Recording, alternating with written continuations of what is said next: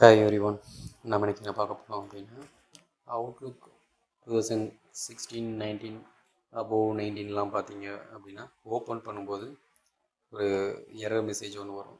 அதாவது Outlook closed while you have items open அப்படின்னு சொல்லிட்டு ஒரு எரர் மெசேஜ் வரும். ஸோ அதைத்தான் நம்ம எப்படி சால்வ் பண்ணலாம் அப்படின்னு சொல்லிட்டு இன்றைக்கி வீட்டில் பார்க்க போகிறோம். ஃபஸ்ட் ரன் பாக்ஸ் ஓப்பன் பண்ணிக்கோங்க. அதில் ரெஜெடிட் அப்படின்னு சொல்லி கொடுத்துக்கோங்க.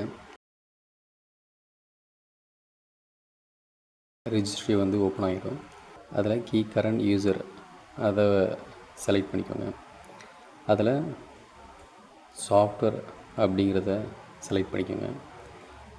அதுக்குள்ளே மைக்ரோசாஃப்ட் அப்படிங்கிறத செலக்ட் பண்ணிக்கோங்க.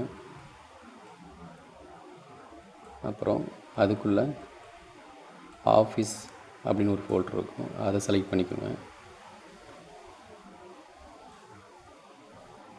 அதுக்குள்ளே பார்த்தீங்கன்னா 16.0 அப்படின்னு இருக்குல்ல, அதை ஓப்பன் பண்ணுங்கள். அதுக்குள்ளே பார்த்தீங்கன்னா அவுட்லுக் இருக்கும், அதையும் ஓப்பன் பண்ணுங்கள்.